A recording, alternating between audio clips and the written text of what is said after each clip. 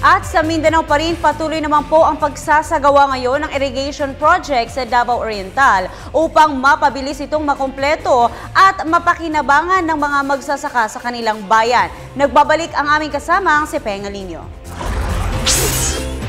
Determinado si Davao Oriental Governor Corazon Palañao na isulong ang pagkukumpleto sa pinakamalaking sistema ng irigasyon sa Mindanao na Katiil Irrigation Project o CIP, kahit pa man labis itong natamaan ng malakas na kalamidad na naging dahilan ng pagpigil sa nasabing construction.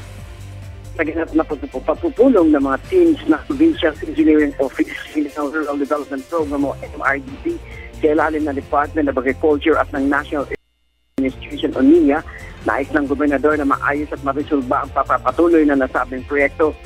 Naniniwala ito at umaasa at dumadalangin na matatapos nila ang proyekto.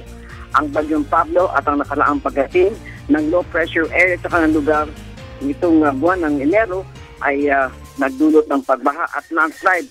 Nakasira ito na malaki sa kanang probinsya, kasama pa ang agrikultura at naging infrastruktura at milyong-milyong halaga ng sistema ng irigasyon na napakalaking dagok anya sa kanila at sa kaunlaran ng kanilang bayan.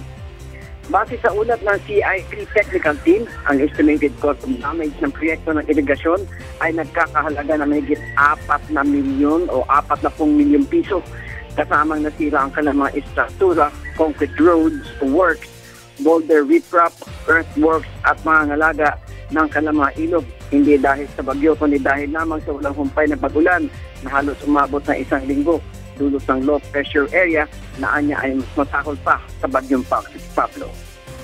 Naniniwala si Malañao na sa pagsasanto-person ng iba-ibang ahensya ng pamahalaan ay matatapos din sa lalong madaling panahon ang sistema ng irigasyon sa probinsya ng Davao Oriental para sa kaunlaran ng bawat magsasaka at mamayan sa kanyang probinsya na labis hinigpit ng dalawang kalamidad.